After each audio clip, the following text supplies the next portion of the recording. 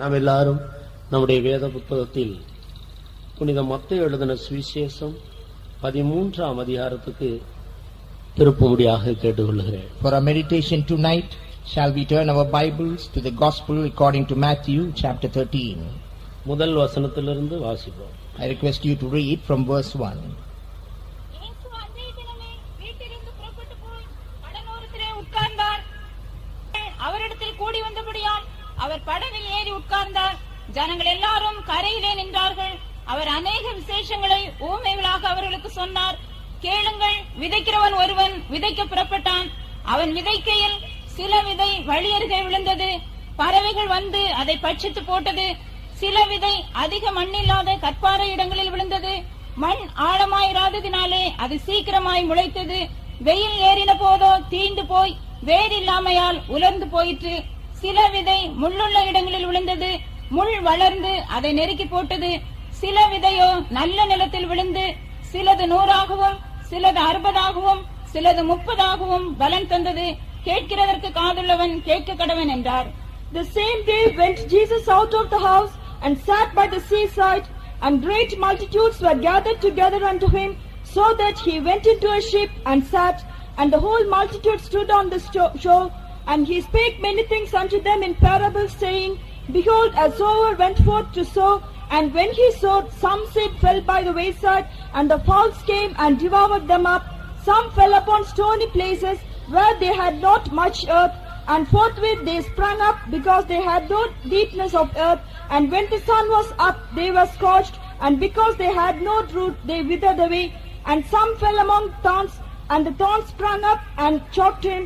But other fell into the ground and brought forth fruit, some 100-fold, some 60-fold, and 30-fold. And who had ears to hear, let him hear. கர்த்தருடைய நாமத்துக்கு மகிமை உண்டாவதாக. Glory be to the name of the Lord. ஒரு நாள் கர்த்தராகிய இயேசு கிறிஸ்து நம்மை போல இப்படி ஒரு சரீரத்தில் இந்த பூமியில் இருந்த பொழுது நடந்த சம்பவங்களில் ஒன்றை குறித்து தான் நான் வாசிக்க கேட்கிறோம்.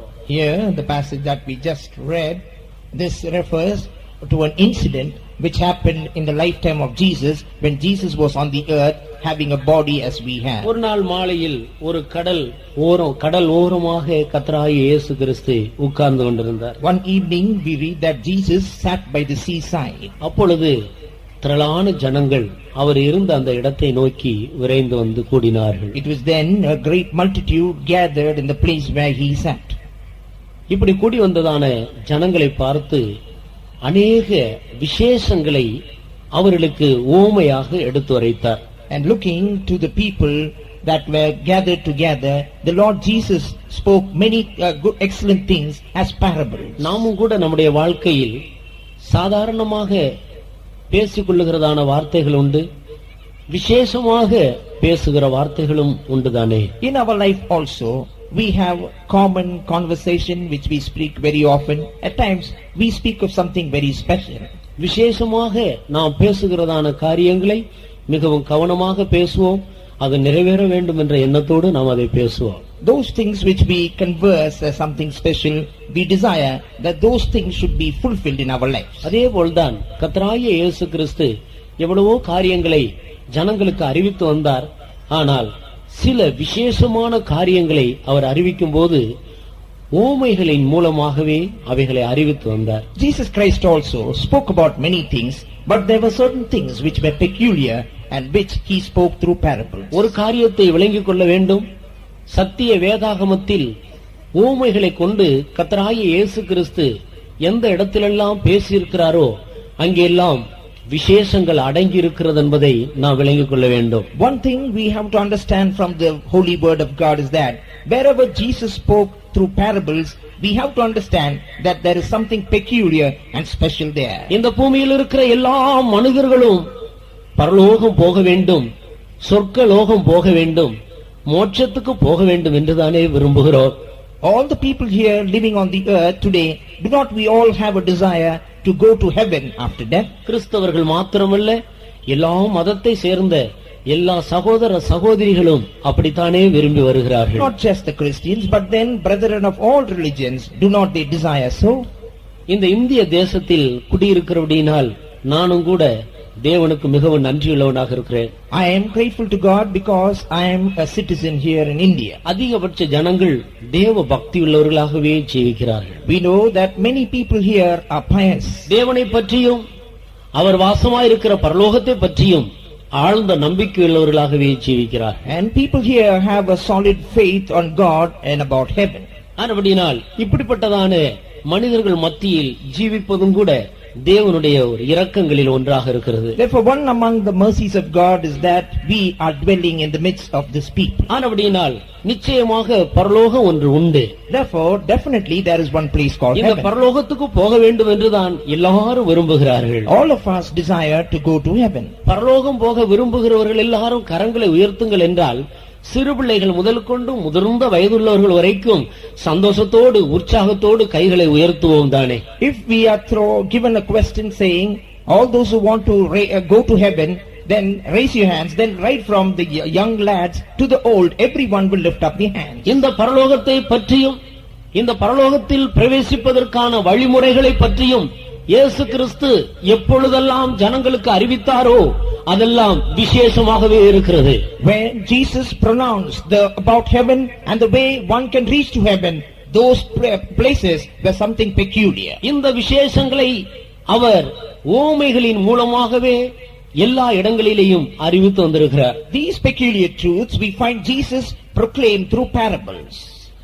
சீஷர்கள் அவரிடத்தில் வந்து நீர் ஏன் ஓமைகளை கொண்டே எங்களோடு பேசி வருகிறீர் என்று ஒரு கேள்வி கேட்டார்கள். The disciples then questioned Jesus saying, why art thou speaking about these things through parables? அப்பொழுது ஆண்டவர் அவர்களுக்கு சொன்னார், பரலோக ராஜ்யத்தின் ரகசியங்களை நீங்கள் அறிந்து கொள்ளுகிறது போல எல்லாரும் அது அறிய முடிகிறதில்லை. He then said, even as you all understand about the mysteries of the kingdom of heaven, others are not able to understand so. அப்படினால் எல்லா மனிதர்களும் தேவனுடைய ராஜ்யத்தில் பிரவேசிக்க வேண்டும் என்ற நோக்கோடு எல்லாரும் விளங்கிக் கொள்ளும்படியாக ஓமைகளை கொண்டு இவ்விதமாக பேசி வருகிறேன் என்று ஆண்டவர் பதில் கொடுத்தார். Jesus replied saying, I am speaking in parables to them because they might also understand the mysteries about the kingdom of heaven. 10வது வசனத்தையும் 11வது வசனத்தையும் வாசிப்போம். The same chapter verses 10 and 11. அப்பொழுது சீஷர்கள் அவரிடத்தில் வந்து ஏன் அவர்களோடு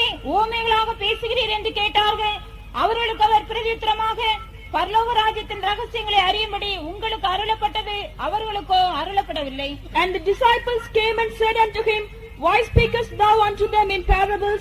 He answered and said unto them, because it is given unto you to know the mysteries of the kingdom of heaven, but to them it is not given. இதிலிருந்து கர்த்தராகிய இயேசு கிறிஸ்துவினுடைய அன்பு நிறைந்த அவருடைய விசாலமான ஒரு பரந்த இருதயத்தை நாம் விளங்கிக் கொள்கிறோம். From this we come to understand of the heart of love and the enlarged heart of Jesus.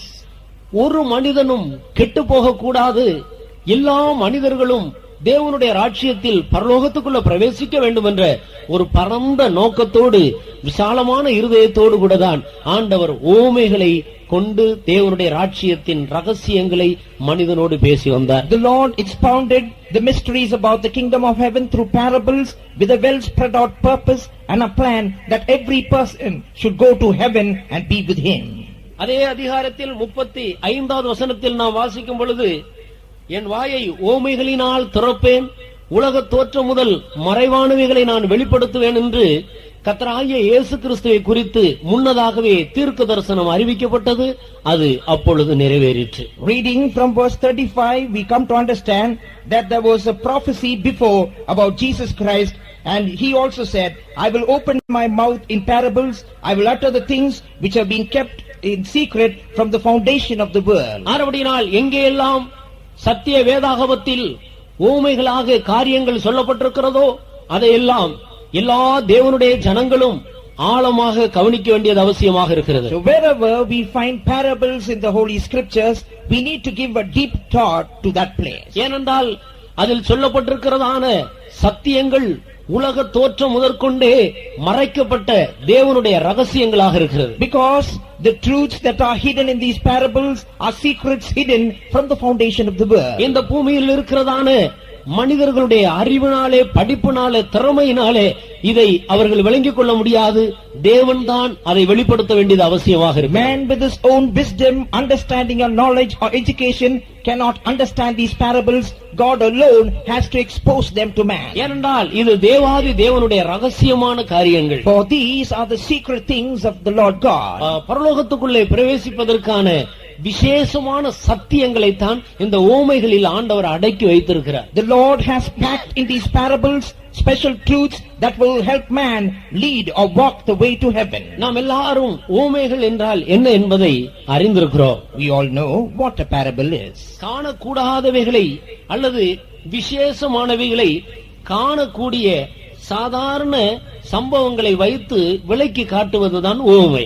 A parable means you explain something that is not visible with something that is common or ordinary taking place. இதிலிருந்து படித்தவர்களுக்கு மாத்திரமல்ல எல்லா மனிதர்களுக்கும் பரலோகம் உரியது என்பதை நாம் விளங்கிக் கொள்ளுகிறோம். From this we have to understand that heaven belongs to one and all, not just for the literate. ஆனபடியால் தான் எல்லா நிலவரத்தில் இருக்கிறதான மனிதர்களும் தேவனுடைய ராஜ்யத்தில் பிரவேசிக்கும்படி எளிதான முறையில் இந்த தேவனுடைய ராஜ்யத்துக்குள்ள பிரவேசிப்பதற்கான சத்தியங்களை அறிந்து கொள்ளும் வண்ணத்தில் கர்த்தராகிய இயேசு கிறிஸ்து ஊமைகளோடு மனிதர்களோடு இடைப்பட்டார். That is the reason that Jesus dealt with his people through parables, that people who are illiterate that may also understand what is the way to heaven and that they might also reach to heaven. அங்கே இவர் முதலாவது சொன்ன ஒரு ஊமையை குறித்து சில காரியங்களை நாம் இன்றைக்கு தியானிக்கலாம். Today we will meditate on a parable that Jesus first spoke. வேதத்தில் ஏராளமான ஊமைகள் கொடுக்கப்பட்டிருக்கிறது. In the Bible you read of many parables. ஏறக்குறைய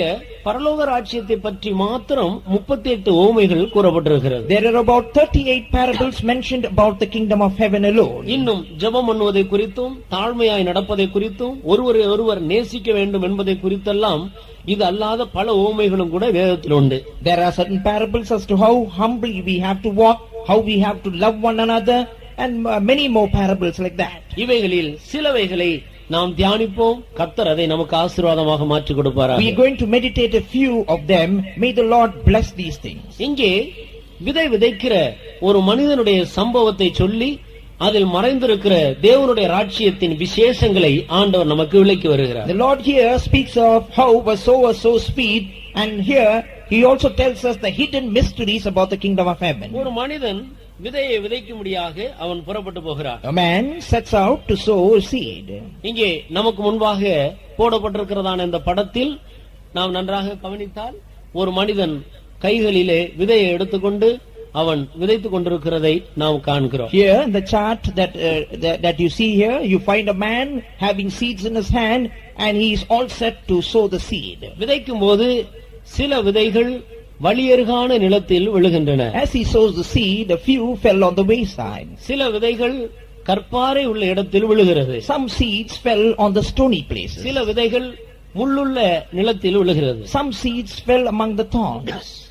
இன்னும் சில விதைகள் நல்ல நிலத்தில் விழுகிறது. Some other seeds fell on the good ground. நல்ல நிலத்தில் விதைக்கப்பட்டதான விதைகளில் சிலவைகள் 100ஆகவும் சிலவைகள் 60ஆகவும் சிலவைகள் 30ஆகவும் பலன் தருகிறதாக இந்த வேத வசனத்தில் நாம் வாசிக்கிறோம். In the scripture here you read that this among the seeds that fell on the good ground, some gave 30-fold, some 60-fold, and some 100-fold. கேட்கிறதற்கு காதுள்ளவன் கேட்க கடவன். Who hath ears, let him hear. அதனுடைய அர்த்தம் என்ன? What does it mean? இதை கேட்டு விளங்கிக் கொண்டு கீழ்ப்படியக்கூடியவர்கள் கீழ்ப்படிந்து ஆசீர்வாதங்களை பெற்றுக்கொள்ளட்டும் என்ற நோக்கத்தோடு இவ்விதமாக சொல்லப்பட்டிருக்கிறது. It has been mentioned like that those who listen to that, let them obey to that and receive blessings thereby. எல்லாருக்கும் பெரும்பாலாக காதுகள் இருக்கிறது தானே. Almost all of us have ears. ஆனா எல்லாரும் தேவனுடைய வார்த்தைகளுக்கு செவி கொடுக்கிறது இல்லையே. But not all hearken to the word of God. எத்தனையோ பேர் இதை கேட்டுக்கொண்டிருக்கும் பொழுதே கிறிஸ்தவர்கள் ஏதோ மத பிரச்சாரம் பண்ணுகிறார்கள் போல இருக்கு என்று இந்த வார்த்தைகளை உற்று கவனிக்காமல் அதை அப்படியே விட்டு போகிற பலர் உண்டு. There are some listeners who say that the Christians are engaged in some religious propaganda and they just turn a blind eye and pass away.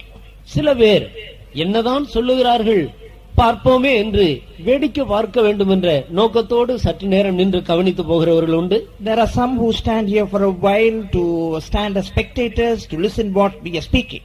சில பேரோ சற்று தரித்து நின்று சற்று கவனமாக கவனிக்கிறவர்கள் உண்டு. But some are there who stand here and attend to what we say. சில பேர் கவனிக்கிறதை தங்களுடைய இருதயத்தில் வைத்து சிந்தித்து பார்க்கிறவர்கள் உண்டு. But there are some who take what they hear with their ears into their heart. சிந்தித்து பார்க்கிறவர்களோ தங்களுடைய ஜீவியத்தில் பெரிய ஆசீர்வாதங்களை பெற்றுக் கொள்கிறார்கள். Those who consider these things and meditate on them receive rich blessings in their life. கேட்கிற இந்த தேவனுடைய வார்த்தைகளை தேவனுடைய வார்த்தைகளாகவே ஏற்றுக்கொண்டு அதற்கு கீழ்ப்படுகிறவர்கள் மெய்யாகவே ஆசீர்வதிக்கப்படுகிறார்கள். But those who listen to these words of God as true words of God and accept them are truly blessed. இப்படி கீழ்ப்படுகிற கூட்டத்தாரை பார்த்துத்தான் கேட்கிறதற்கு காதுள்ளவன் கேட்க கடவன் என்று ஆண்டவர் சொல்லுகிறார். And looking to this group of people, the Lord says, him that hath an ear, let him hear. இப்பொழுது இந்த ஓமையினுடைய கருத்து என்னவாக இருக்கிறது என்று சற்று சிந்திப்போம். Now we will meditate as to what the theme of this parable is. சீஷர்கள் கர்த்தராகிய இயேசு கிறிஸ்துவினிடத்தில் வந்து நீர் சொன்ன அந்த ஓமையினுடைய கருத்தை அதனுடைய பொருளை எங்களுக்கு சொல்ல வேண்டும் என்று ஆண்டவரிடத்திலே கேட்டுக்கொள்கிறார். The disciples came to Jesus and said, you should tell us the meaning, the theme of this parable. அப்பொழுதுதான் அதே 13ஆம் அதிகாரத்தின் பின்பகுதியிலே ஆண்டவர் இந்த ஓமையினுடைய பொருளை விளக்கிக் கொண்டு வருகிறார். It was then that Jesus declared to them the meaning of this parable. கர்த்தருக்கு ஸ்தோத்திரம். Praise the Lord. 18வது வசனத்திலிருந்து நீங்கள் வாசித்தால் அதை நான் விளங்கிக் கொள்கிறோம். In the same chapter, reading from verse 18, you can understand it. இங்கே விதை விதைக்கிறவனுடைய ஓமையை கேளுங்கள் என்று சொல்லி ஆண்டவர் அதனுடைய விளக்கத்தை சொல்லுகிறார். Jesus says, hear ye therefore the parable of the sower. அந்த விதைதான் தேவனுடைய வார்த்தையாக இருக்கிறது. This word of God is the seed is the word of God. ஒரு மனிதன் அந்த விதையை எடுத்துக்கொண்டு அவன் நிலத்திலே விதைக்கிறான். A man takes the seed and sows it in the field.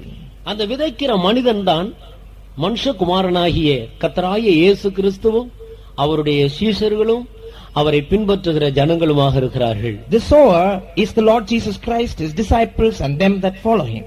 வேத வசனத்தை சரியான ஒரு வித்துக்கு ஒப்பிட்டு வேதத்தில் சொல்லப்பட்டிருக்கிறது.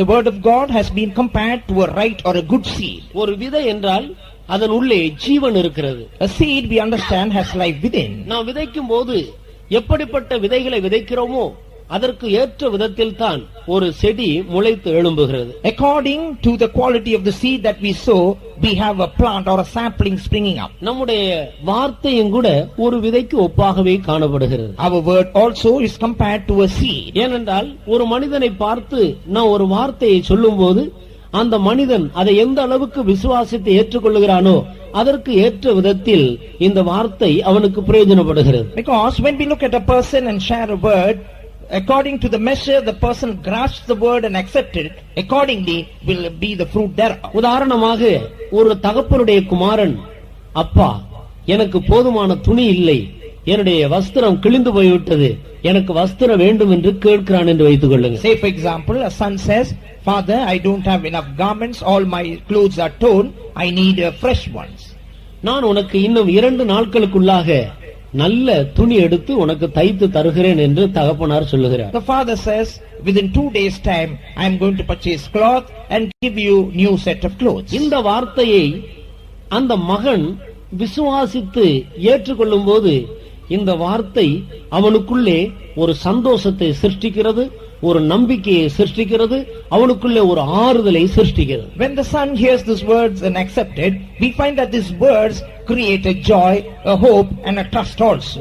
சில நேரத்தில் தகப்பனார் சொன்ன வார்த்தையை நிறைவேற்றாமலும் போய்விடலாம். At times the father fails to fulfill what he has uttered. இன்றைக்கு மனிதர்கள் எத்தனையோ வார்த்தைகளை சொல்லுகிறார்கள், மனம் மாறி விடுகிறார். Today man speaks many things but he changes his words afterwards. குறிப்பாக எலெக்ஷன் நடக்கிற நேரத்தில் எவ்வளவோ வார்த்தைகளை மேடையிலே வாக்கு பண்ணுகிறார்கள், ஆனால் அதன் பிறகு அதை நிறைவேற்றுகிற விஷயத்தில் மிகவும் குறைவுள்ளவர்களாக போய்விடுகிறார். But we find even when the elections are held, we listen to many things on promises, but then after the time comes, these promises are not fulfilled is what we find. பலர் ஒன்றாக சேர்ந்து ஒரு வியாபாரம் ஆரம்பிக்கிறார்கள், ஆனால் அவர்கள் ஆரம்பத்தில் பண்ணினதான அந்த வாக்குகளில் உண்மை இல்லாத சந்தர்ப்பங்கள் வரும்போது அவர்கள் பிரிந்து போகிறார்கள். In a partnership firm also we find in the beginning they in unity start the business, but after times go by they are not faithful to the word that they have uttered,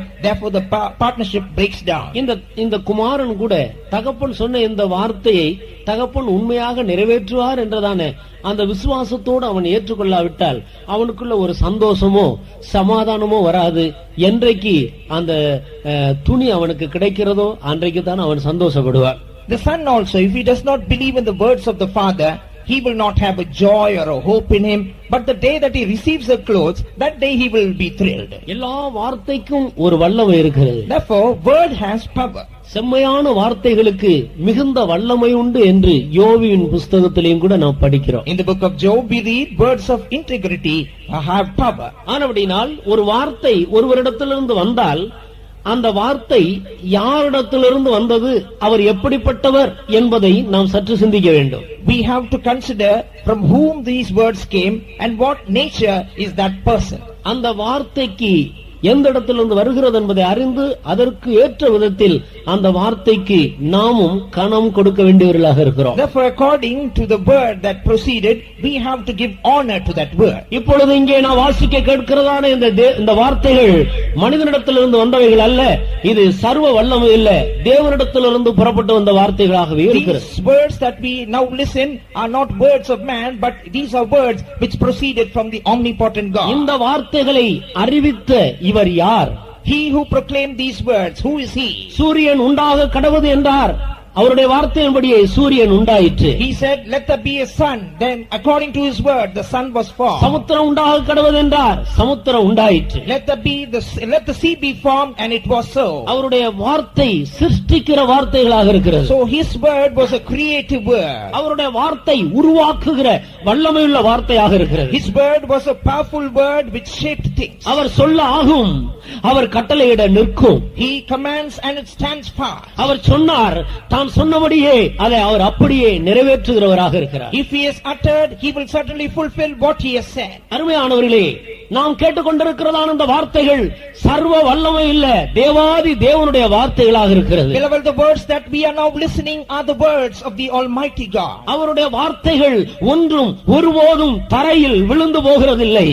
Never shall his words fall on the ground. வானமும் பூமியும் ஒளிந்து போனாலும் தேவனுடைய வாயிலிருந்து வரும் ஒவ்வொரு வார்த்தையும் ஒவ்வொரு வார்த்தையின் ஒரு உறுப்பும் ஒருபோதும் அழியாதவைகளாகவே இருக்கிறது. Though the heaven and the earth shall pass away, every jot and tittle from the word of God shall never pass away. இன்றைக்கு நாம் எந்த தேவனுடைய வார்த்தையை கேட்டுக்கொண்டிருக்கிறோமோ அந்த வார்த்தையின் ஒவ்வொரு உறுப்பும் அதை விசுவாசிக்கிற ஒவ்வொரு மனிதனுக்குள்ளேயும் அது தன்னுடைய வேலையை தீவிரமாக செய்யும், அது நிச்சயமாக செய்யும். Every jot of the word that you are now listening, it will do a work of haste, a swift work in every heart that accepts it. தேவனுடைய வார்த்தையை குறித்து சத்திய வேதாகமத்தில் ஒரு வசனம் எழுதப்பட்டிருக்கிறது. There is a word, a scripture in the holy scriptures about the word of God. வானத்திலிருந்து பெய்கிற மழை வெறுமையாய் திரும்பாமல் பூமியை நனைத்து புசிக்கிறவனுக்கு ஆகாரத்தையும் விதைக்கிறவனுக்கு விதையையும் கொடுக்கிறது எப்படியோ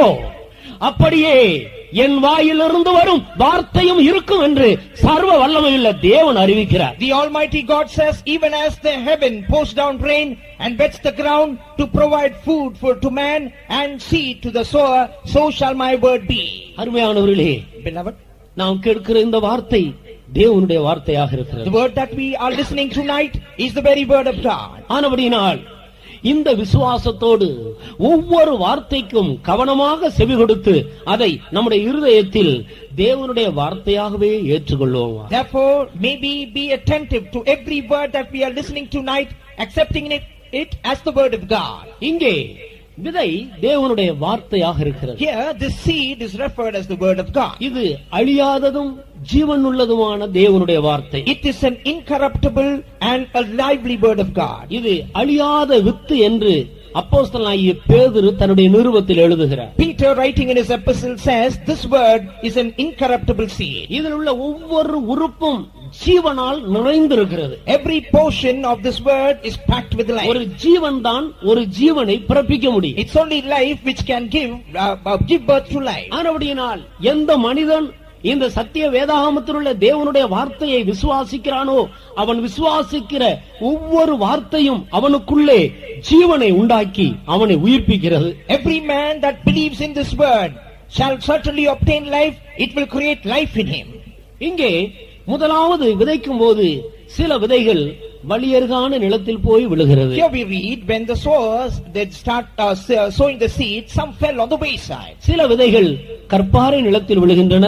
Some fell on the stony places. சிலவைகள் முள்ளுள்ள நிலத்தில் விழுகிறது. Some seeds in the thorns. இந்த மூன்று நிலங்களில் விதைக்கப்பட்ட விதையின் முடிவை கவனிக்கும் போது அவைகள் எல்லாமே பலனற்றதாக போய்விட்டது என்று சொல்லப்பட்டிருக்கிறது. When we consider the state about these three types of grounds, the seed was fruitless, it did not yield fruit. ஆனால் நல்ல நிலத்தில் விதைக்கப்பட்ட விதைகளில் சிலவைகள் 100 பலன் கொடுக்கிறது, சிலவைகள் 60 பலன் கொடுக்கிறது, சிலவைகள் 30 பலன் கொடுக்கிறது. But among the seeds that fell on the good ground, we find that some brought forth 100-fold, some 60-fold, and some 30-fold. விதை தேவனுடைய வார்த்தையானால் நிலம் மனிதனுடைய இருதயமாக இருக்கிறது என்பதை இதிலிருந்து நாம் தெளிவாக விளங்கிக் கொள்கிறோம். From this we can clearly understand if the word of God is the seed and the heart of man is the good ground. முழு உலகத்தில் உள்ள எல்லா மனிதருடைய இருதயங்களையும் 4 நிலங்களுக்கு ஆண்டவர் ஒப்பிடுகிறார். The Lord compares the state of the heart of man into these 4 grounds. 4வது நிலத்தில் 3 பகுதியாக அதை பிரித்து பேசுகிறார். The 4th ground is separated and subdivided as 3 parts. இந்த இடத்தில் 4வது நிலம் நல்ல நிலம் என்று அழைக்கப்படுகிறது. Here the 4th ground is called the good ground. அதிலே 100, 60, 30 என்று 3 பகுதியாக பிரிக்கிறார். There he separates this according to the yield 100, 60, 30. இவைகள் மூன்றும் ஒரு மனிதன் தேவனுடைய வார்த்தையை ஏற்றுக்கொண்டு தன்னுடைய இருதயத்தில் அதற்கு கீழ்ப்படுகிறதற்கு ஒப்பு கொடுக்கிற 3 வித்தியாசமான அனுபவங்களை காட்டுகிறது. Here this speaks of the 3 different experiences as to how a man accepts the word of God and yields himself to that word that he has heard. உதாரணமாக ஒரு வகுப்பில் படிக்கிற மாணவர்களை எடுத்துக்கொள்ளுங்கள். Say for example, students in the same class. ஆசிரியர் எல்லா மாணவர்களுக்கும் ஒரே விதமாகத்தான் கற்றுக் கொடுக்கிறார். The teacher teaches all the students alike. மாணவர்கள் எல்லாரும் ஒரே விதமாகத்தான் கேட்கிறார்கள். The students also listen and are attentive in the same way. ஆனால் தேர்வு முடியும் போது அவர்களுக்கு அந்த ரிசல்ட் வருகிறதான சமயத்தில் பல வித்தியாசமான விதங்களில் ரிசல்ட் வருகிறது. But when the results come, we find the results vary from every student. சில மாணவர்கள் தோல்வி அடைகிறார்கள். Some students fail. சிலர் 100 மதிப்பெண்கள் பெறுகிறார்கள். Some receive 100%. சிலர் 60 என்ற அளவில் பெறுகிறார்கள். Some score 60%. சிலர் 30 என்ற அளவில் பெறுகிறார்கள். Some score 30%. 30 மார்க்குக்கு மேல் எடுக்கிறவர்கள் பாஸ், வெற்றி பெற்றவர்கள். Those who have scored about 30 have passed. 30க்கு கீழே எடுக்கிறவர்கள் தோல்வி அடைந்தவர்கள். Below 30 you fail. அவர்கள் அடுத்த வகுப்பிற்கு முன்னேற முடியாது. You cannot be promoted to the next class. அவர்கள் தோல்வி அடைந்து அதே வகுப்பில் இருப்பார்கள். Because they fail, they will remain in the same class. இதே போல்தான் இங்கே சொல்லப்பட்டிருக்கிறதான வேத வசனமும் கூட காணப்படுகிறது. The same holds good for the word of God that you find here. இன்றைக்கு முழு உலகத்திலும் தேவனுடைய வார்த்தை நற்செய்தி அறிவிக்கப்பட்டுக் கொண்டு வருகிறது. Throughout the world, the gospel of God has been proclaimed. சில பேருடைய இருதயம் அந்த தோல்வி அடைந்தவர்களுடைய நிலவரத்தை போல வலியருகான நிலமாகவும் கற்பாறை நிலமாகவும் முள்ளுகளுள்ள நிலமாகவும் காணப்படுகிறது. The hearts of some like the failed heart, that is the heart, the wayside, the thorny bush or the stony ground. அவர்கள் இந்த உலகத்தில் தங்களுடைய ஓட்டத்தை முடிக்கும் போது பரலோகம் என்ற ஒரு இடத்துக்கு அவர்கள் உயர்வடைவதில்லை. After they finish their course here on earth, they will not be promoted to this place called heaven. பரலோகத்தில் பிரவேசிக்க தகுதியற்றவர்களாக போய்விடுகிறார்கள். Because they are disqualified from reaching to heaven. ஆனால் சில பேர் பரலோகத்துக்குள்ளே பிரவேசிக்க தகுதி பெற்றுக் கொள்கிறார். But some receive worthiness to reach to heaven. அதிலேயும் 3 விதமான வித்தியாசமான தகுதியை இங்கே நாம் பார்க்கிறோம். There also we find 3 kinds of qualifications. சில பேர் 100 தகுதி பெறுகிறார்கள். Some receive worthiness 100%. அவர்கள் இன்றைக்கு கொடுக்கப்படுகிற தேவனுடைய வார்த்தைகளுக்கும் சட்ட திட்டங்களுக்கும் 100க்கு 100 முன்பின் யோசிக்காமல் கீழ்ப்படிந்து பின்பற்றுகிறவர்கள். Without thinking a bit or little, About that, they yield 100% to the word of God shared to you tonight. நான் ஜெயங்கொண்டு என் பிதாவினுடைய சிங்காசனத்தில் அவரோடு கூட உட்கார்ந்திருக்கிறது போல என்னுடைய வார்த்தைக்கு 100% கீழ்ப்படிந்து ஜெயம் பெற்றவர்கள் என்னோடு கூட என்னுடைய சிங்காசனத்தில் உட்காருவார்கள் என்று ஆண்டவரே இவர்களை குறித்து வாக்கு பண்ணுகிறார். The Lord concerning this group of people promises saying, even as I am seated along with my Father on my Father's throne, after overcoming, so also those who believe and accept 100%, they will be on my throne as overcomers. இவர்கள் தேவன் வாசமா இருக்கிற அந்த புதிய எருசலேமுக்குள் பிரவேசிக்கிறவர்கள், இவர்தான் 100% பலன் கொடுக்கிறவர்கள். Or in other words, these who have yielded 100% are those who enter to New Jerusalem. சிலர் அந்த அளவுக்கு ஒப்பு கொடுக்காமல் ஏதோ தங்களால் முடிந்த வரையிலும் அவர்கள் ஓரளவுக்கு 60 என்ற அளவில் ஒப்பு கொடுத்து தேவனுடைய வார்த்தைக்கு கீழ்ப்படுகிறார். But there are some other group or the next group which yield 60-fold who have given only a portion of their heart to that yielded word. அவர்கள் புதிய வானம் என்ற ஒரு இடத்தில் உயர்வடைந்து கடந்து போகிறார். So they will go to a place called New Heaven. மூன்றாவதாக இன்னும் சிலர் உண்டு, அவர்கள் 30 என்ற அளவில் பலன் பெறுகிறார்கள். There are some others who only score 30%. அவர்கள் புதிய பூமி என்ற ஒரு இடத்தில் நித்தியத்தில் பிரவேசிக்கிறார்கள். They will be promoted in eternity to a place called New Earth. இந்த மூன்று இடத்தில் ஜீவிக்கிறவர்களும் இந்த பூமியிலிருந்து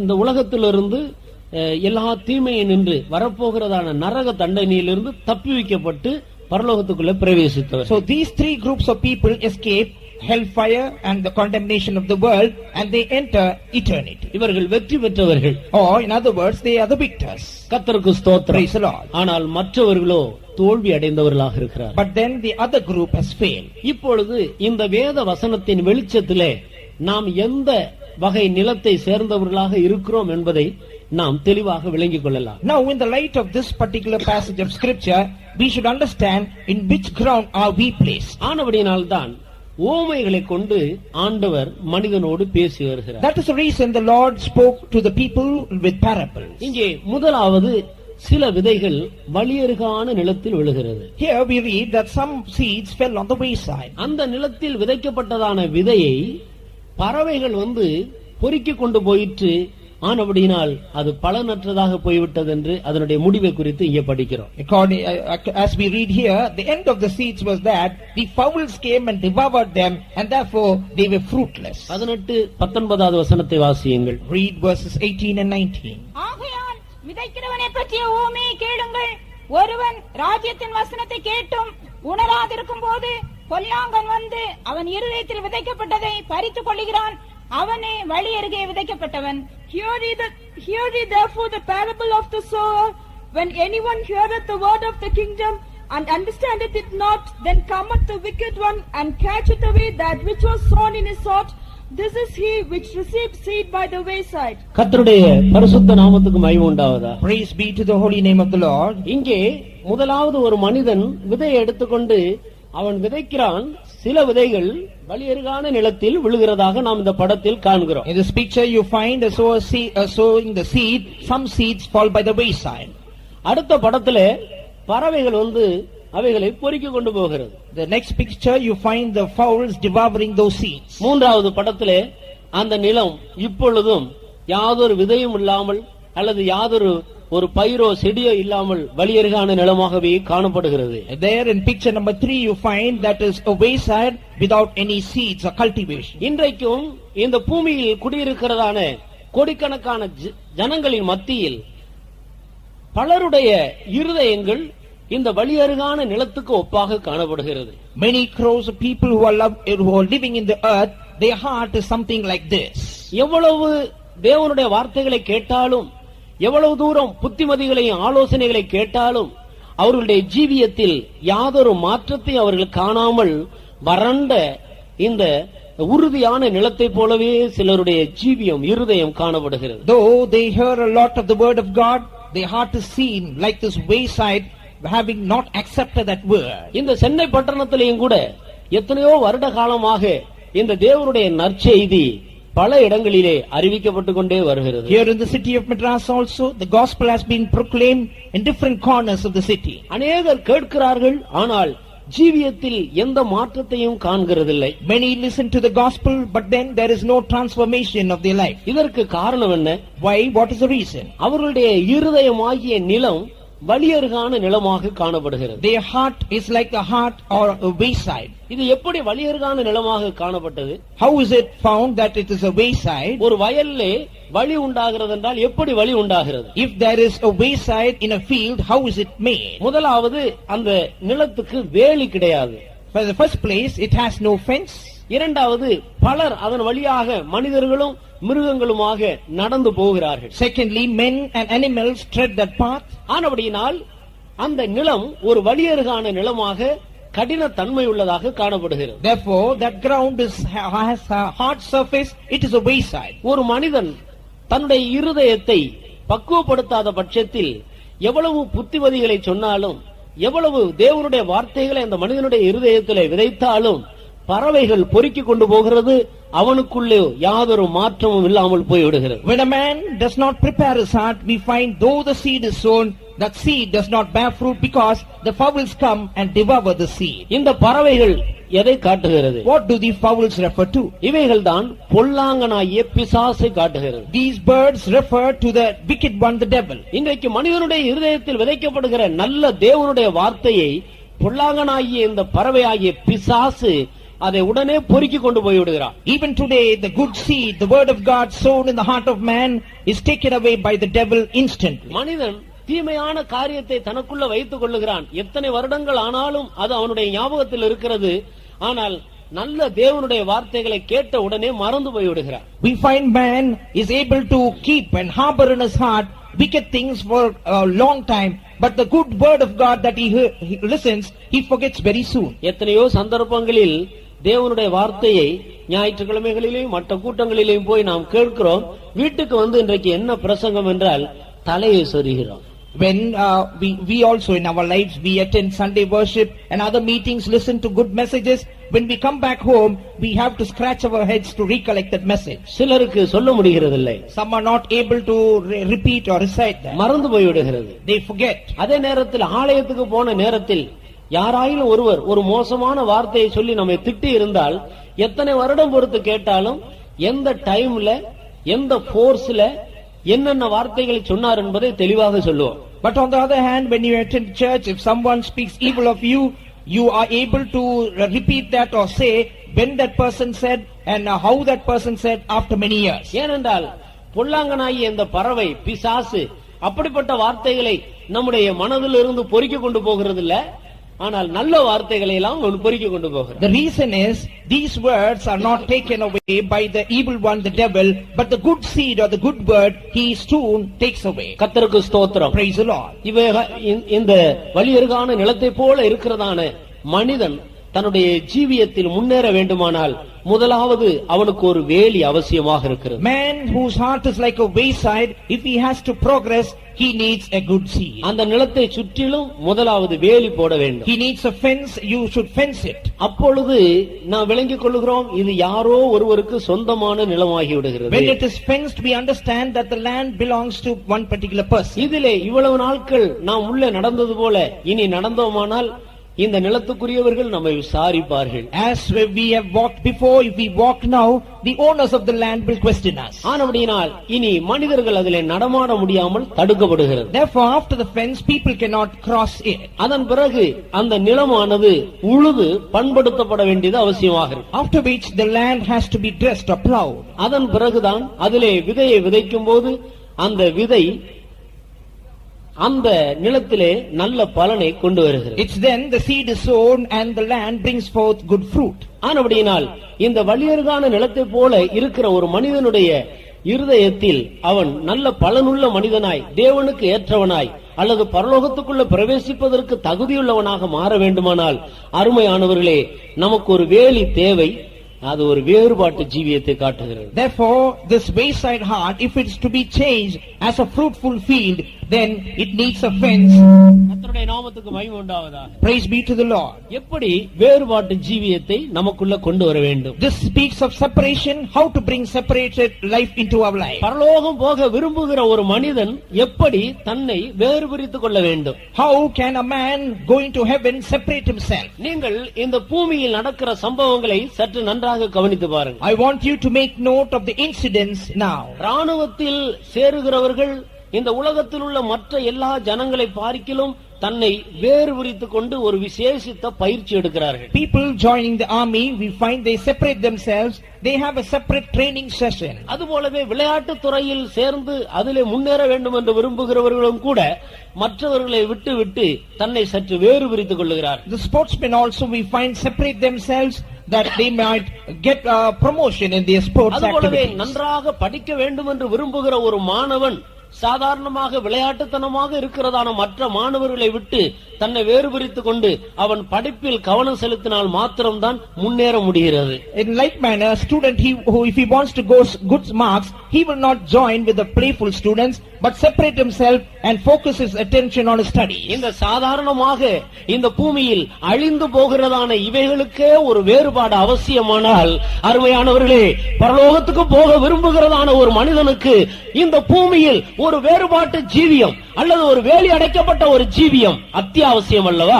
Beloved, if for in this world a man, if he needs progress, should separate himself, then how much more in order to go to the kingdom of heaven he needs to separate himself in this world. அதைத்தான் பக்தன் தாவீது முதல் சங்கீதத்தில் முதல் வார்த்தையாக வேறுபாடுதான் ஒரு மனிதனுக்கு அவசியம் என்பதை தெளிவாக எடுத்துரைக்கிறார். Which is why a man of God, David, in the first psalm as the first word stresses importance to separation. நாம் எல்லாரும் நம்முடைய கவனத்தை முதல் சங்கீதத்துக்கு திருப்புவோமா? Shall we now direct our attention to Psalm 1? துன்மார்க்கருடைய ஆலோசனையில் நடவாமலும். வேதத்தில் 150 சங்கீதங்கள் உண்டு. We have 150 psalms in the Bible. ஆனால் முதல் சங்கீதத்தில் முதல் வார்த்தையாக ஆரம்பிக்கும் பொழுதே துன்மார்க்கன் என்றுதானா ஆரம்பிக்க வேண்டும்? But the first word in the first psalm, should it start off with a wicked person? அன்பு என்று ஆரம்பிக்க கூடாதா? Should not it start with love?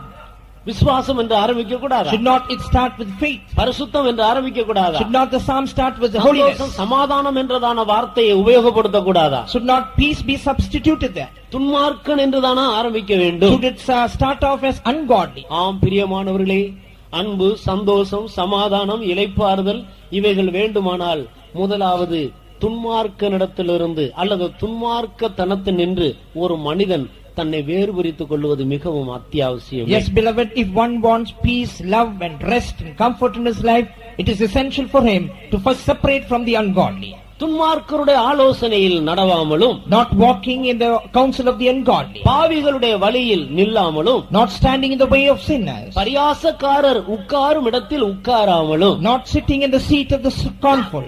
இந்த மூன்று விதத்தில் ஒரு மனிதன் தன்னை வேறுபிரித்துக் கொள்ளும் போது அவனை சுற்றிலும் ஒரு வேலி காணப்படுகிறது. When a man separates himself from in these three ways, there is a fence around him. அதன் பிறகு அந்த நிலம் அல்லது எந்த மனிதன் இப்படிப்பட்ட ஒரு வேறுபாட்டுக்குள் தன்னை கொண்டு வந்தானோ அந்த மனிதனுடைய அந்த இருதயம் வேலி அடைக்கப்பட்ட ஒரு இருதயமாக மற்ற மிருகங்களோ மற்ற மனிதர்களோ உள்ளே பிரவேசிக்க கூடாதபடி தடைப்படுத்தப்பட்ட ஒரு நிலமாக மாறுகிறது. After which the heart of this man or the man who has yielded to this truth is found as a heart that has been fenced, and man or animal cannot cross that land. ஆனபடியினால் துன்மார்க்கருடைய ஆலோசனை, பரலோகம் போக விரும்புகிற ஒரு மனிதன் துன்மார்க்கருடைய ஆலோசனைக்கு செவி கொடுக்க கூடாது. Therefore, if a person wants to go to heaven, he should not give heed to the counsel of the ungodly. துன்மார்க்கன் என்றால் யார்? Who is an ungodly man? யார் துன்மார்க்கர்? Who is an ungodly person? தேவனுடைய வார்த்தையை அலட்சியம் பண்ணுகிறவர்கள், those who despise, who are indifferent to the word of God, தேவனை தூஷிக்கிறவர்கள், those who blaspheme God, தேவன் இல்லை என்று தேவனை நம்பாமல் ஜீவிக்கிறவர்கள், those who do not trust in God, who say there is no God. ஆண்டவர் துன்மார்க்கனை அழிப்பேன் என்று சொல்லுகிறார். The Lord says, I will destroy the ungodly. ஆனபடியால் அப்படிப்பட்டவர்களுடைய ஆலோசனையை ஒரு மனிதன் கேட்கிற வரைக்கும் அவனுடைய இருதயம் வலியருகான நிலத்தை போல இருக்கும். அவன் ஒருபோதும் தன்னுடைய ஜீவியத்தில் ஒரு செழிப்பை காண முடியாது. As long as that person gives to a room to the counsel of an ungodly man, that the heart of that man will be like a wayside. பரிசுத்தமாக ஜீவிக்க விரும்புகிற ஒரு மனிதன், சமாதானத்தோடு ஜீவிக்க விரும்புகிற ஒரு மனிதன், பரலோகம் போக வேண்டும் என்று விரும்புகிற ஒரு மனிதன் இப்படிப்பட்ட ஆலோசனைகளுக்கு தன்னை வேறு பிரித்துக் கொள்ள வேண்டியது அவசியமே. A man who desires peace and love and who wants to go to heaven needs to separate himself from the ungodly. இரண்டாவதாக பாவிகளுடைய வழியிலே அவன் நிற்கக்கூடாது. Secondly, he should not stand in the way of a sinner. அதனுடைய அர்த்தம் என்ன? What does it mean? பாவிகளோடு அவன் தன்னுடைய ஐக்கியத்தை வைத்துக் கொள்ளாமல் அவர்களை விட்டு விலகி தன்னை வேறு பிரித்துக் கொள்ள வேண்டும். He should separate himself from a sinful man, not mingling with them. இன்றைக்கு எத்தனையோ விதங்களில் மனிதன் பாவத்துக்குள்ளாக சிக்குண்டிருக்கிறார். Today man is captivated in many ways by sin. ஆனபடியால் பாவத்தை விட்டு நான் பிரிய வேண்டும், வேறு பிரிய வேண்டும் என்றதான ஒரு விருப்பம் மனிதனுக்கு அவசியமாக இருக்கு. Therefore it is essential that man has a desire to separate himself from sin. அந்த ஒரு விருப்பம் ஒரு மனிதனுக்குள் வருகிற வரைக்கும் அவன் பலனற்றவனாகவே இருப்பான். Till that desire springs up in the heart of man, he will be without any evil. இன்றைக்கு மனிதன் எத்தனையோ விதங்களில் தேவனுடைய வழியை விட்டு தன்னுடைய சொந்த வழியில் நடந்து தன்னுடைய ஜீவியத்தை கெடுத்துக் கொள்ளுகிறார். Today man has defined his life having drifted away from the ways of God. கலாத்தியர் 5ஆம் அதிகாரம் 19வது வசனத்திலிருந்து பாவத்தை குறித்து ஒரு பெரிய பட்டியலே எழுதப்பட்டிருக்கிறது. Galatians chapter 5 verse 19 onwards you read a list of sins. வாசியுங்கள். மாம்சத்தின் கிரியைகள் வெளியரங்கமாயிருக்கின்றன. அவையாவன விபசாரம், வேசித்தனம், அசுத்தம், காமவிகாரம், விக்கிரகாராதனை, பில்லி சூனியம், பகைகள், விரோதங்கள், வைராக்கியங்கள், கோபங்கள், சண்டைகள், பிரிவினைகள், மார்க்கபேதங்கள், பொறாமைகள், கொலைகள், வெறிகள், களியாட்டுகள் முதலானவைகளை இப்படிப்பட்டவைகளை செய்கிறவர்கள் தேவனுடைய ராஜ்யத்தை சுதந்தரிப்பதில்லை என்று முன்னே நாம் சொன்னது போல இப்படிப்பட்டவைகளை செய்கிறவர்கள் தேவனுடைய ராஜ்யத்தை சுதந்தரிக்க மாட்டார்கள். Those who do such things shall not inherit the kingdom of God. இவைகள் எல்லாம் பாவமாக இருக்கிறது. So these things are the lists of sin. இவைகளிலிருந்து நான் விலகி ஜீவிக்க வேண்டும் என்ற ஒரு விருப்பம் மனிதனுக்கு அவசியம். Man needs a desire to separate himself from all these sins. இவைகள் எல்லாம் சிற்றின்பமாக இருக்கிறது. These are temporal for some time, afterwards eternal agony. ஆனால் தேவனிடத்திலேயோ பேரின்பம் இருக்கிறது. But in God you find gladness. ஒரு மனிதன் தேவனுடைய ராஜ்யத்துக்குள் பிரவேசிக்க விரும்புகிற ஒரு மனிதன்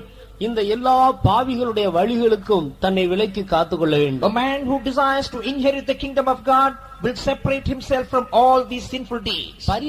மூன்றாவதாக பரியாசக்காரர் உட்காரும் இடத்தில் உட்காராமல் இருக்க வேண்டும்.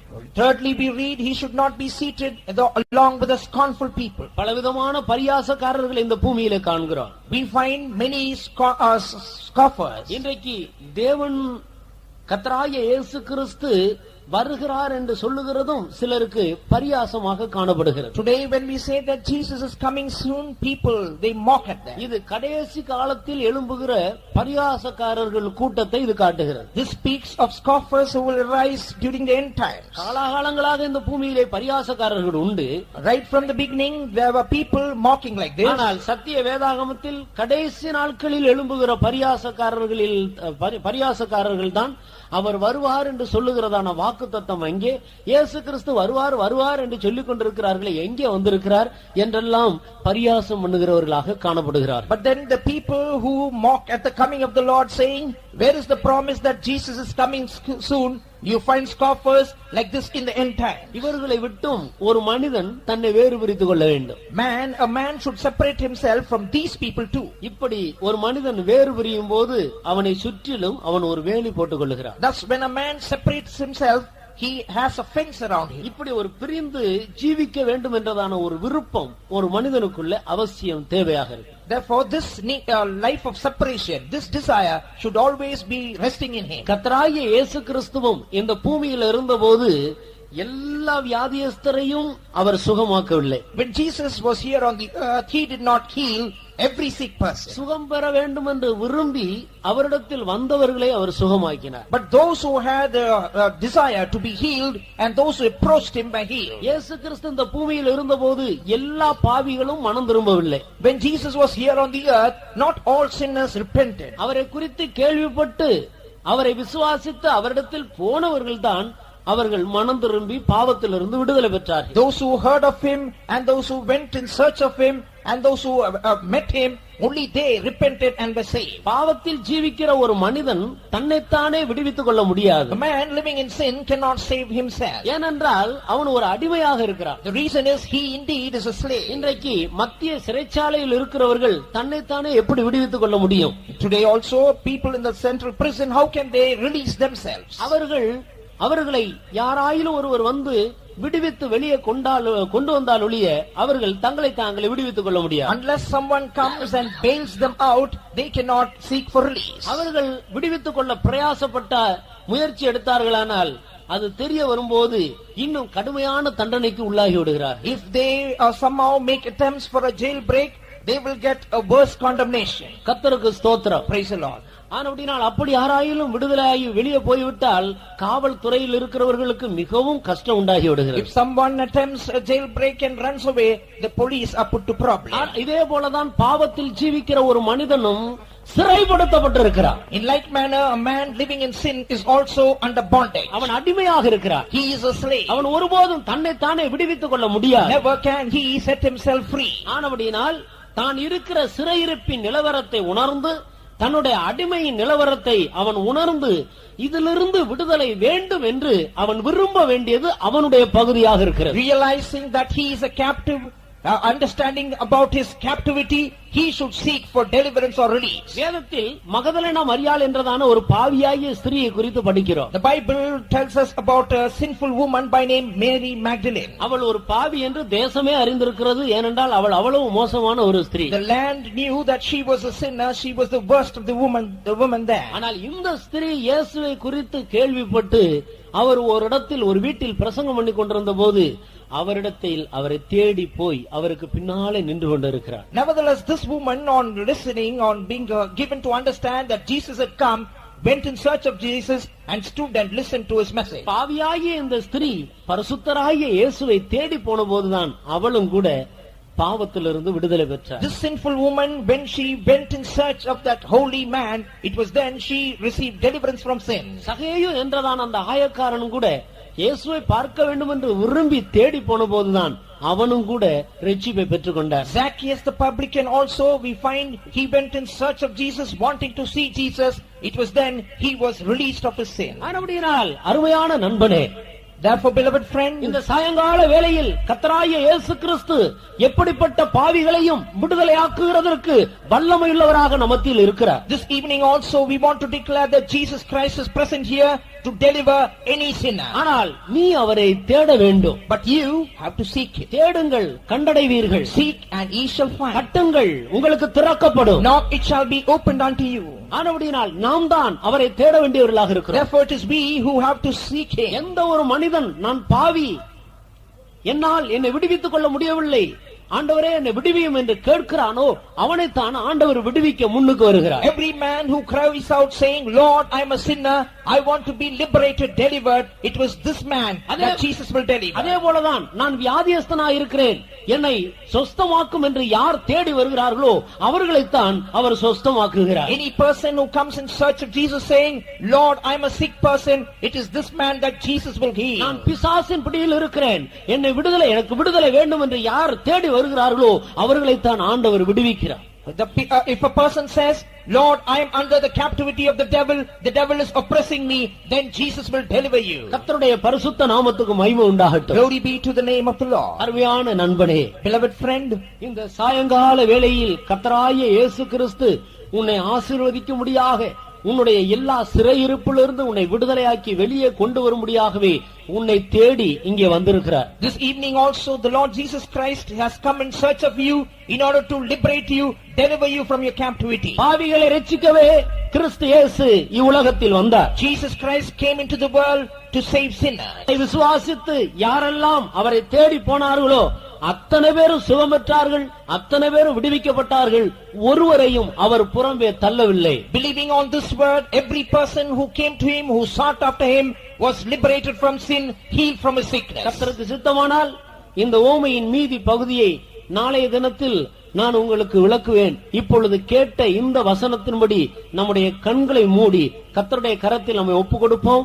ஆண்டவர் நம்மை விடுவித்து ஆசீர்வதிக்க போகிறார். God willing, we will meditate the rest of the theme of the parable tomorrow, and now we are going to yield to the word that we heard tonight. முதல் சங்கீதத்திலே ஆசீர்வாதத்தை பெற்றுக்கொள்வதற்கு முதல் வசனத்தில் மிக தெளிவான காரியங்கள் நமக்கு அறிவிக்கப்பட்டிருக்கிறது. In the first verse of the first psalm we find a clear route to receive the blessings of God. இரண்டாவது வசனத்தில் நாம் முன்னேறுவதற்கு என்ன செய்ய வேண்டும் என்று எழுதப்பட்டிருக்கிறது. The second verse says what we have to do to press forward. முதல் வசனத்தில் நாம் விட வேண்டியவைகளை நாம் வாசிக்கிறோம். இரண்டாவது வசனத்தில் நாம் பிடிக்க வேண்டியதை வாசிக்கிறோம்.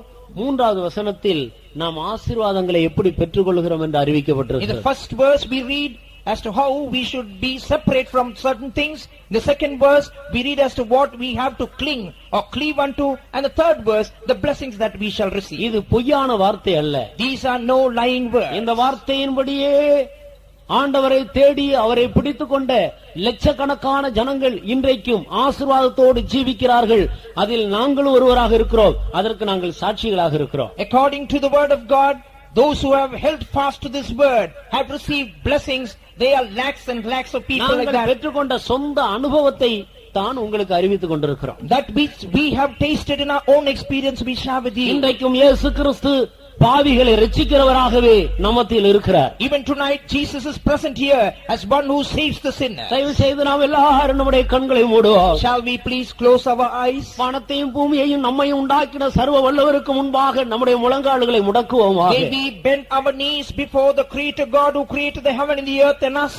எல்லா முழங்கால்களும் அவருக்கு முன்னேதானே முடக்கப்பட வேண்டும். Every knee should bow or bend before him. எல்லா நாவுகளும் அவரைத்தானே கர்த்தர் என்று அறிக்கை பண்ண வேண்டும். Should not every tongue confess that he is Lord? தேவாதி தேவனுக்கு முன்பாக முடக்கப்படுகிற முழங்கால்கள் பாக்கியம் உள்ளவைகள். Blessed are the knees that bow before Jesus. கர்த்தராகிய இயேசு கிறிஸ்துவை கர்த்தர் என்று அறிக்கையிடுகிற நாவுகள் பாக்கியம் உள்ளவைகள். Blessed are the tongues which confess that Jesus is Lord. கர்த்தராகிய இயேசு கிறிஸ்துவை தேவன் என்று உன் இருதயத்தில் விசுவாசித்து உன் வாயை திறந்து நீ அறிக்கையிடுவாயானால் இன்றைக்கு ரட்சிக்கப்படுவாய்.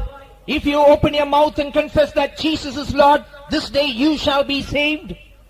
வலியருகான நிலத்தை போல கடினமாய் காணப்படுகிறதான உன்னுடைய இருதயத்தின் கடின தன்மையை மாற்றி அது பண்படுத்தப்பட்ட ஒரு நிலமாக பலனுள்ள ஒரு நிலமாக மாற்றும்படியாகவே இயேசு உன்னோடு பேசிக் கொண்டிருக்கிறார். Jesus is speaking to you tonight that your hard ground, your heart which is something like the wayside must be changed into a good ground. அருமையான நண்பனே, இதற்கு முன்பாக எத்தனையோ சந்தர்ப்பங்களில் இந்த இயேசுவை குறித்து நீ கேள்விப்பட்டு ஒருவேளை அந்த சந்தர்ப்பங்களை எல்லாம் நீ அள்ள தட்டி இருக்கலாம். Beloved friend, you must have heard about Jesus previously, but then you have turned a deaf ear to those messages.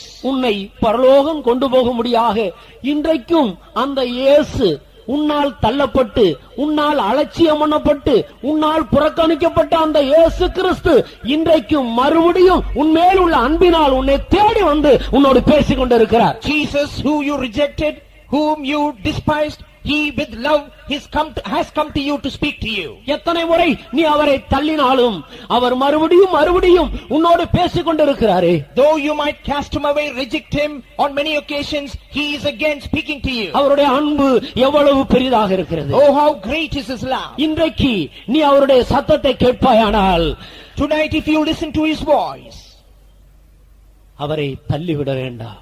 do not turn away. ஒரு சந்தர்ப்பத்தை அவருக்கு கொடுத்து பார். Give him one opportunity. கண்களை மூடின வண்ணமாக உனக்காக சிலுவையில் மரித்து அந்த இயேசுவுக்கு நேராக உன் கண்களை ஏறெடுப்பாயாக. With your eyes closed, may you lift up your eyes towards Jesus on the cross. வலியருகான நிலத்தை போல கடின தன்மையால் நிறைந்திருக்கிற உன்னுடைய இருதயத்தின் தன்மையை மாற்றி உன்னை ஆசீர்வதிக்கும்படியாகவே அவர் சிலுவையில் தொங்கிக் கொண்டிருக்கிறார். He is now hanging on the cross in order to change the state of your heart, which is like a wayside, a hard ground. இனி துன்மார்க்கருடைய ஆலோசனையை கேட்க மாட்டேன் என்று அவரை பார்த்து ஒரு வார்த்தை சொல்லுவாயாக. Looking to him, may you confess, saying, Lord, I will never listen to the counsel of the ungodly. இனி துன்மார்க்கருடைய ஆலோசனையை நான் கேட்க மாட்டேன். No more of giving ear to the counsel of the ungodly. அவர்களுடைய ஆலோசனையின்படி நடந்து இன்றைக்கு கொடிய வியாதியில் சிக்குண்டிருக்கிறேன். Because of their counsel, now I am held up in a chronic sickness. என்னுடைய பணத்தையும் பொருளையும் நான் இழந்து போனேன். I have lost my money and substance. பாவிகளோடு நான் ஐக்கியம் வைத்து இன்றைக்கு மகா கடுமையான ஒரு இடத்துக்கு நான் வந்திருக்கிறேன். Having company or fellowship with the sinners, I am in a terrible condition. குடும்பத்தில் சமாதானம் இல்லை, No peace in my family, சந்தோஷம் இல்லை, no joy. என் பிள்ளைகளையும் என் குடும்பத்தினரையும் நிம்மதியாக போஷிக்க என்னால் முடியவில்லை. I am not able to feed my family members and my children. நான் எடுக்கிற தொழிலெல்லாம் நஷ்டமாகிக் கொண்டிருக்கிறது. The business that I am indulging in என்னுடைய is வாழ்க்கையில் lost. நிம்மதியே இல்லை.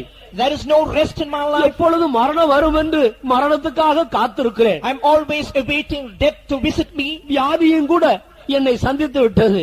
Sickness also has visited me. சரீரத்திலேயும் ஆரோக்கியம் இல்லை. No health in my body. என் வியாதியின் நிமித்தம் என் மனைவி என் பிள்ளைகளும் கூட என்னை வெறுக்கிறார்கள். Because of my sickness, my wife and children hate me. என் வியாதியினாலே என் புருஷன் என்னை தள்ளி விட்டான். My husband has rejected me because of என்னுடைய my sickness. உறவினர்கள் என்னை ஏற்றுக்கொள்ள மறுக்கிறார்கள். My relations, they reject me. மருத்துவமனையிலும் எனக்கு சிகிச்சை அளிக்க அவர்களும் மறுக்கிறார்கள். They also, the doctors have given up hope. நல்ல சிகிச்சை பெறும்படி என்னிடத்தில் பண வசதி இல்லை. I don't have money to take medicine. அருமையான சகோதரனே சகோதரியே, Beloved brother and sister, இவ்விதமான ஒரு இடத்துக்கு நீ தள்ளப்பட்டு வந்திருக்கிறாயா? are you cast to this corner? மரணம் எப்பொழுது வரும் என்று மரணத்தை தேடிக் கொண்டிருக்கிறாயா? Are you looking towards death? இல்லாவிட்டால் தற்கொலை செய்து கொள்ளலாம் என்று யோசித்துக் கொண்டிருக்கிறாயா? Or have you decided for suicide? சமுத்திரம் பக்கத்தில் தானே இருக்கிறது, இந்த சமுத்திரத்தில் போய் விழுந்து செத்து போகலாம் என்று முயற்சி எடுத்திருக்கிறாயோ? Have you made an effort to fling yourself into the sea and die? இல்லை. உன்னை உண்மையாக நேசிக்கிற ஒரு தேவன் இன்றைக்கு உன்னை தேடி வந்து உன்னோடு பேசிக் கொண்டிருக்கிறார். But a God who truly loves you has come in search of you. He is speaking to நீ you. மரிப்பதில்லை, You will not die. நீ அழிவதில்லை, You will not perish. நீ பாவத்தில் நீ அழிய மாட்டாய். You will not die in sin. உனக்கு இருக்கிற வியாதி உன்னை அழிக்க முடியாது. The sickness in you cannot consume you. உன்னுடைய குடும்பத்தின் வறட்சி நீடித்திராது. The drought in your family will not continue. இன்றைக்கு உன் வறட்சியை மாற்றி உன்னை செழிப்புள்ளவனாக்கும்படி ஒரு தேவன் உன்னோடு பேசிக் கொண்டிருக்கிறார். The Lord is speaking to you to remove famine and continue to be prosperous in your life. நிச்சயமாகவே உனக்கு ஒரு மறுவாழ்வு உண்டு. Certainly there is prosperity for you. உன் குடும்பத்தில் ஒரு நல்ல செழிப்பை ஆண்டவர் உனக்கு கொடுக்கும்படி உன்னை தேடி வந்திருக்கிறார். The Lord has come here to command blessing to your family. உன்னுடைய சரீரத்தில் உள்ள வியாதி உன்னை விட்டு நீங்கி உனக்கு நல்ல ஆரோக்கியத்தை கொடுக்கும்படி இயேசு உன்னை தேடி வந்திருக்கிறார். Jesus has come in search of you to remove your sickness, to grant you health and cure. உன்னுடைய வாழ்க்கையில் ஒரு பெரிய திருப்பம் வரப்போகிறது. There is a great transformation awaiting your life. இயேசுவை ஏற்றுக்கொள்வாயாக. May you take in Jesus. இந்த இயேசுவுக்கு உன் இருதயத்தை திறந்து அவருக்கு ஒப்பு கொடுப்பாயாக. Open your heart and take Jesus in. அவர் உன்னிடத்தில் பணத்தை கேட்கவில்லை. He is not asking your money. வேறு எந்த பொருளையும் கேட்கவில்லை. No other substance. வேறு எந்த நன்மையையும் அவர் உன்னிடத்தில் எதிர்பார்க்கவில்லை. He does not expect goodness. என்னை விடுவியும் என்று முழு இருதயத்தோடு அவரை நீ ஏற்றுக்கொள்ள வேண்டும் என்றே உன்னிடத்தில் கேட்டுக்கொண்டிருக்கிறார். But he wants you to accept him, saying, Lord, deliver me. Kalvari சிலுவையில் இயேசு உனக்காகவே தொங்கிக் கொண்டிருக்கிறார். Jesus is hanging for you on the cross. அவர் முழு உலகத்தின் பாவங்களையும் சுமந்து சிலுவையிலே தீர்த்திருக்கிறார். He has taken all the sins of every person of the world. அருமையான சகோதரனே சகோதரியே, உன்னுடைய பாவமும் அந்த சிலுவையிலே தீர்க்கப்பட்டிருக்கிறது. Beloved brother, sister, your sin was crucified on the உன்னுடைய cross. வியாதியும் சிலுவையிலே தீர்க்கப்பட்டிருக்கிறது. And your sickness also on the cross. உன்னுடைய சாபம், உன் பிள்ளைகளுடைய சாபம், உன் குடும்பத்தினுடைய சாபம் சிலுவையிலே தீர்க்கப்பட்டிருக்கிறது. Your curse, the curse in your family has come to an end on the cross. இயேசுவை விசுவாசிப்பாயா? Just believe in Jesus. தயவு செய்து கண்களை திறக்க வேண்டாம். Don't open your eyes. தேவ சமூகம் நம்மத்தியில் இறங்கிக் கொண்டே The இருக்கிறது. presence of God is descending. Kalvari சிலுவையிலிருந்து சுகமாக்குற வல்லமை இறங்கிக் கொண்டே இருக்கிறது. The healing power is descending from the cross of Calvary. உன் பாவத்தை மன்னிக்கிற இயேசுவின் பரிசுத்த ரத்தம் உன்னை நோக்கி வந்து கொண்டே இருக்கிறது. The holy blood of Jesus is coming towards you to cleanse you from your sin. உன் சாபத்தை நீக்குகிற வல்லமை இறங்கிக் கொண்டே இருக்கிறது. Power to dispel your curse is descending. இயேசு உன்னுடைய வழியருகான நிலம் போன்ற நிலத்தை சுற்றிலும் வேலி அடைத்துக் கொண்டே இருக்கிறார். Jesus is now laying a hedge around your heart which is like a இனி wasteland. நீ வழியருகான நிலம் அல்ல. You are no more a land of the நீயோ wasteland. வேலி அடைக்கப்பட்டிருக்கிறாய். You are fenced. இயேசு கிறிஸ்து உன்னை சொந்தமாக அவருக்கு சொந்தமாக உன்னை ஏற்றுக்கொண்டிருக்கிறார். Jesus has accepted you as his own. இனி உன்னுடைய வாழ்க்கையில் தோல்வி இல்லை. No more defeat in your life. இது சத்தியமான வார்த்தை. This is truth. இன்று முதல் உன்னுடைய தோல்விகள் ஜெயமாக மாறுகிறது. All your defeat is changed as victory from today. உன்னுடைய வியாதியை நீக்கி உன்னை ஆரோக்கியத்தால் நிரப்புகிறார். He is filling you with health, removing sickness. சூரிய வெளிச்சம் ஒரு மனிதன் மேல் படும்போது அதனுடைய உஷ்ணத்தை நாம் உணர்கிறோம் தானே. We are able to feel the pinch of the heat when the sun shines. மழை பெய்யும் போது நாம் மழையில் நனைகிறதை உணர்கிறோம் தானே. When the rain pours down, we get wet and அதே heat. போலவே இயேசுவை விசுவாசிக்கிற அநேகருடைய உள்ளங்கள் அவருடைய சமூகத்தை அவருடைய பிரசன்னத்தை உணர்ந்து கொண்டே In இருக்கிறது. like manner, many hearts that believe in him are feeling his presence. உன் வாயை திறந்து இயேசுவே நான் பாவி என்னை மன்னியும் என்று ஒரே ஒரு வார்த்தை சொல்லிக்கொண்டே இரு. One word from your mouth, Jesus, I am a sinner, pardon me. நீ எப்பேற்பட்ட பாவியாயிருந்தாலும் உன் பாவம் ஒரு இமை பொழுதிலே உன்னை விட்டு நீக்கப்படுகிறது. Whatever be the nature of your sin, in one moment your sin will be dispelled. நான் பாவி என்று மாத்திரம் ஒத்துக்கொள்வாயா? Just say, Lord, I am a sinner. நான் பாவி என் பேரில் கிருபையாயிரும். Lord, have mercy on me, I am a sinner. இயேசுவே உம்முடைய இரத்தத்தால் என் பாவங்களை மன்னியும். Wash my sins through your blood. என் இருதயத்தை கழுவும். Wash my heart. என்னை சுத்தமாக்கும். Make me pure. உம்முடைய தழும்புகளால் என் வியாதியை சொஸ்தமாக்கும். Heal my sickness with thy stripes. என் சாபத்தை நீக்கிவிடும். Remove curse from me. இன்று முதல் நான் உம்மை பின்பற்றுவேன். I will follow thee. இந்த வார்த்தையை சொல்லிக்கொண்டே இருங்கள். Keep confessing these நாங்கள் words. பாட்டு பாட போகிறோம். We are going to sing. ஆண்டவருடைய பெரிய சமூகம் அவருடைய பெரிய வல்லமை இந்த இடத்தில் இறங்கும். The great and the power and the presence of God will descend here. இப்பொழுதும் இறங்கிக் கொண்டே இருக்கிறது. Even now it is descending. இங்கே மாத்திரம் அல்ல, Not only here. எந்த இடத்திலிருந்து யாரெல்லாம் இந்த வார்த்தையை விசுவாசிக்கிறார்களோ அங்கெல்லாம் இந்த ஆண்டவருடைய வல்லமை புறப்பட்டு போய் அவர்களை விடுதலை ஆக்கும். Wherever a person is, if he believes this word, the power of God will descend. இதாயில பகதுட பௌஷிடகதுட பௌத்தனாயில இதாயில பௌஷிடகதுட பௌத்தனாயில. Praise you, Jesus. இயேசுவின் பின்னாலே மண்ணாசைகளும் மாய்த்து நேசமுடன் போவோம். இயேசுவின் பின்னாலே மண்ணாசைகளும் மாய்த்து நேசமுடன் ஜோதி உயர்ந்ததுடன் ஜோதி யோகம் நின்றிடலாம் போவோம். இயேசுவின் பின்னாலே மண்ணாசைகளும் மாய்த்து நேசமுடன் போவோம். இயேசுவின் பின்னாலே மண்ணாசைகளும் மாய்த்து நேசமுடன் பரலோகம் விட்டு பாவிகள் மீதன் விட்டார். நரகம் செல்ல நல்வழி திறந்திட்டார். பராபரன் ஜோதி உயர்ந்ததுடன் ஜோதி யோகம் நின்றிடலாம் போவோம். இயேசுவின் பின்னாலே மண்ணாசைகளும் மாய்த்து நேசமுடன் போவோம். இயேசுவின் பின்னாலே மண்ணாசைகளும் மாய்த்து நேசமுடன் பாவங்களை நீக்கி பரிகரிக்க என்னை பாவக்கோலமாகி பரவின் சூதன் தன்னை மாய்த்தனரே ஜோதி உயர்ந்ததுடன் ஜோதி யோகம் நின்றிடலாம் போவோம். இயேசுவின் பின்னாலே மண்ணாசைகளும் மாய்த்து நேசமுடன் போவோம். இயேசுவின் பின்னாலே மண்ணாசைகளும் மாய்த்து நேசமுடன் பரிசுத்தராக பாரிலும் ஒன்று கூடி பரலோகம் செல்ல பரிசுத்தாவி தந்தார். மா அன்புதான் ஜோதி உயர்ந்ததுடன் ஜோதி யோகம் நின்றிடலாம் போவோம். இயேசுவின் பின்னாலே மண்ணாசைகளும் மாய்த்து நேசமுடன் போவோம். இயேசுவின் பின்னாலே மண்ணாசைகளும் மாய்த்து நேசமுடன் இவ்வுலகம் வேண்டாம் இசையன் எனக்கெல்லாம் துயர் காலம் செல்வோம் இசையன் அடி சென்றால் ஐயமிதே ஜோதி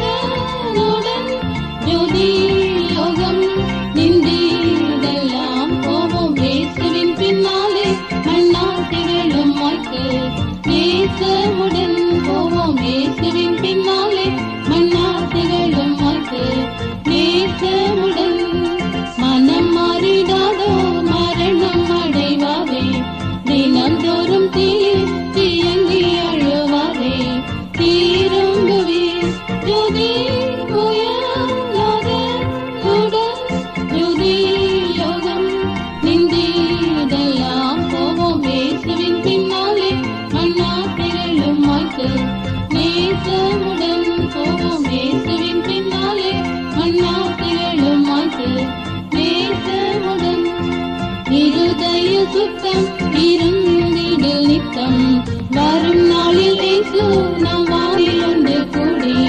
வாழ்ந்திடலாம் ஜோதி உயர்நாதனுடன் ஜோதி யோகம் நின்றீடெல்லாம் போவோம் இயேசுவின் பின்னாலே மன்னா திகழும் வாய்க்கு